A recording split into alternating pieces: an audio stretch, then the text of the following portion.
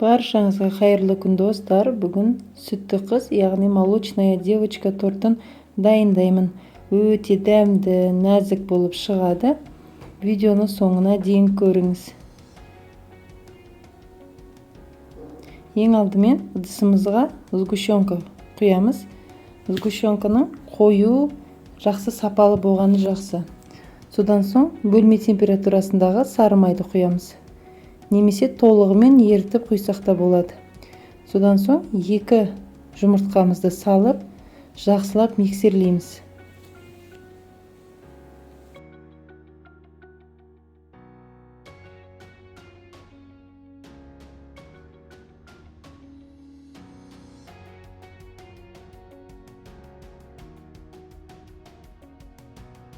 Миксерлеп болдық. Енді електің ішіндегі ұнға қамыр қопсытқыш салып, електің ішінде араластырамыз.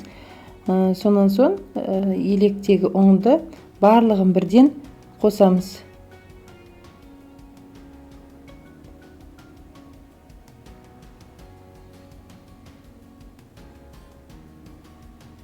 Ұнымыз жан-жаққа шашырамау үшін осылай алдымен қолымызбен араластырып аламыз. Содан соң миксерді қосып миксерлейміз.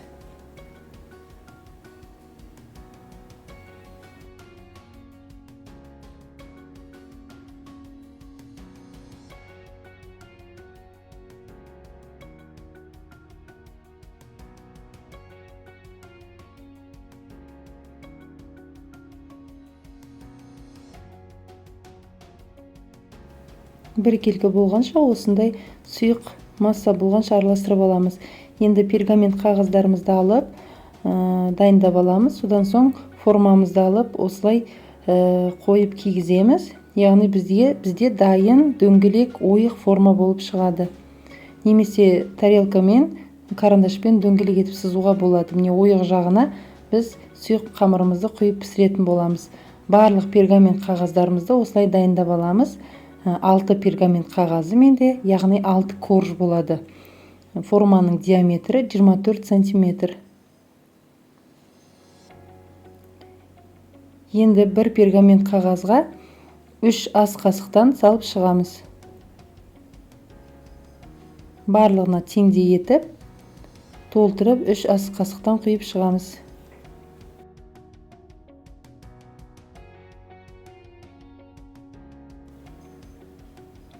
Содан соң осылай бір келкетіп, қасықпен жайып аламыз.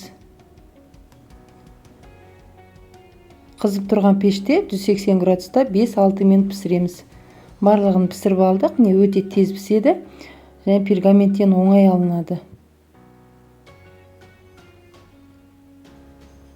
Тортымыз әдемі біркелкі болу үшін мен осындай формамен 22 см жасап, осылай формамен кесіп аламын. Бірақ бұл міндетті емес. Кеспей ақ тортты жинай берсеңіздер болады.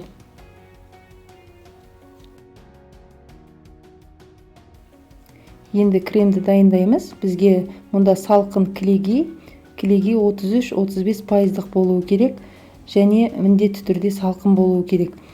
Миксердің ең төменгі жылдамдығымен араластыра бастаймыз. Жылдамдығын миксердің бірте-бірте көтереміз.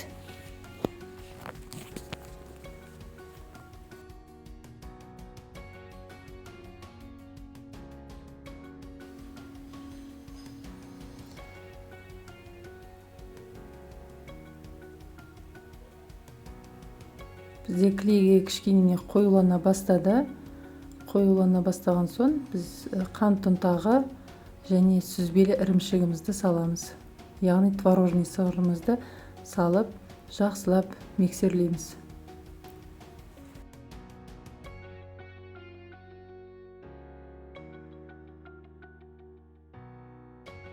Миксердің ең жоғарғы жылдамдығымен жақсылап миксерлеп, қою, өз формасын жақсы ұстайтын крем болғанша араластырып аламыз.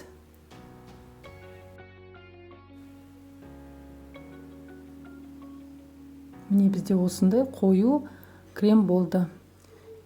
Енді күрекшемен араластырып, артық ауларын шығарып аламыз. Тортымызды жинауға кірісеміз. Ең бірінші осылай коржымызды қойып, бетін астына қаратып қойып аламыз. Мен осындай формада жинайтын боламын, яғни тортымыз түзу болу үшін. Әр коржға 3 ас қасықтан крем салып шығамын. Барлығын жақсылап жайып, барлық корждарымызды осылай дайындаймын.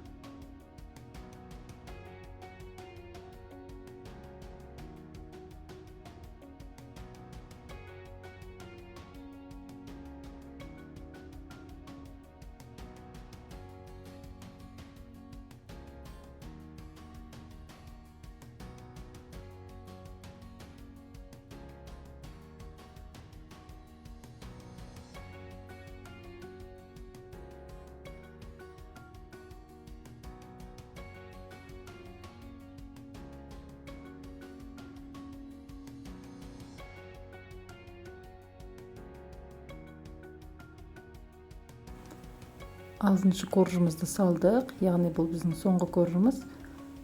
Үстіне крем жағып, біркелкі жағып шығамыз. Осылай тоңазытқышқа жарты сағатқа сап қойса болады, немесе бірден формадан шешіп, тортымызды толығымен дайындай беруге болады. Жан жағын осылай пышақпен ашып, содан соң формадан шешеміз.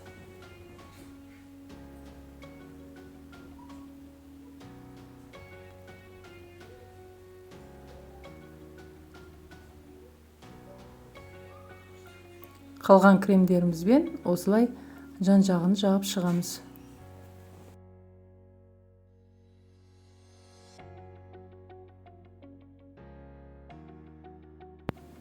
Кондитерлік шпательдің көмегімен торттың жан жағын, бетін тегістеп аламын.